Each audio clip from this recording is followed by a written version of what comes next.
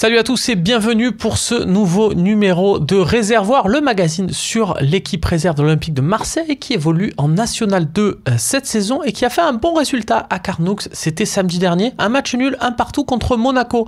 Vous le voyez au calendrier, il n'y a que 2 victoires en 8 journées, mais le but c'est de faire progresser les jeunes éléments. Et face à la réserve de Monaco où il y avait notamment Mboula, recruté, on en avait beaucoup parlé cet été, recruté au FC Barcelone, un autre élément recruté à l'Ajax d'Amsterdam qui évoluait aux avant-postes, eh bien c'est un match nul plutôt de bonne facture. On le voit au classement, l'Olympique de Marseille n'est au final pas si éloigné que ça de l'équipe monégasque qui est 3 points devant aux avant-postes, au pied du podium. Une équipe de l'Olympique de Marseille qui était très jeune, alignée au coup d'envoi, on va le voir encore, avec un dispositif qui change, 4-2, 3-1 cette fois-ci, et avec Nassim Hamed, 17 ans, qui les a tout juste fêtés là il y a quelques jours, qui était à la récupération aux côtés de Mézine. Youssouf Sarri faisait son retour, lui qui était souvent dans le groupe avec les pros, eh bien il a fait son retour et il a joué son rôle de leader sur cette rencontre, une rencontre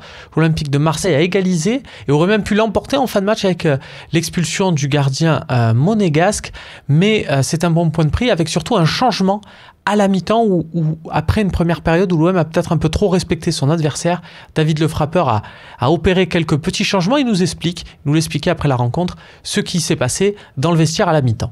Ce qui a changé, c'est qu'on a repositionné les joueurs, puisque j'ai beaucoup insisté sur que nos 2 latéraux montent très haut, pour avoir une supériorité numérique un peu à l'intérieur du jeu, enfin, en ramenant Youssouf et Zakwani. Mais voilà, comme je l'aurais dit, j'ai dit aujourd'hui, c'est l'occasion de montrer aussi notre visage de notre travail à travers un gros club formateur.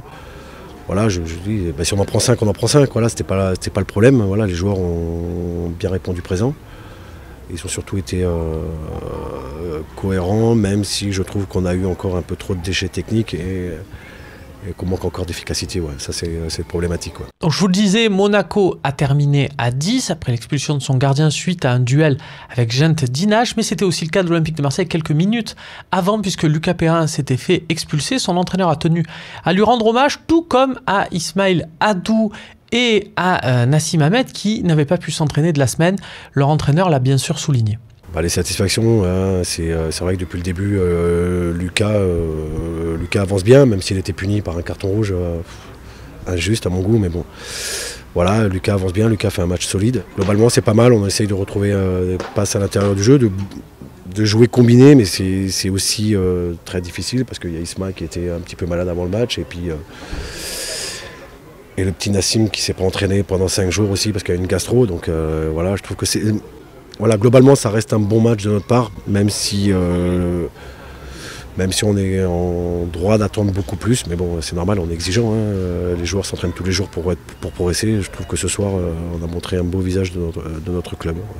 On passe à la deuxième partie, les tableaux récapitulatifs et le plus important, celui des temps de jeu. Vous voyez la copie quasi parfaite tout simplement, d'Ali Abdallah Mohamed, 8 titularisations, il a tout fait et c'est vraiment le taulier de cette équipe cette saison. Vous voyez les autres, Christopher Roquia qui perd un peu de terrain sur son acolyte, sur son pendant côté droit, puisque lui il a loupé les 2 derniers matchs, gêné à une blessure, et c'est Gaël Andonian qui a fait son retour. On le voit en deuxième partie de tableau.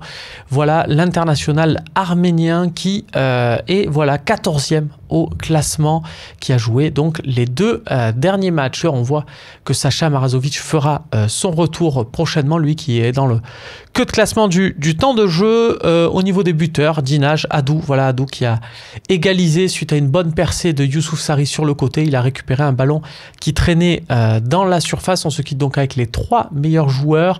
Voilà, on a rajouté Ali Abdallah Mohamed à la place de Christopher Roquia, blessé sur les 2 derniers matchs, mais nul doute qu'avec un Roquia de retour pour un déplacement difficile face au leader Marignane Gignac samedi prochain, eh bien il pourra sans doute retrouver sa place, le futur pro à l'Olympique de Marseille. Salut à tous.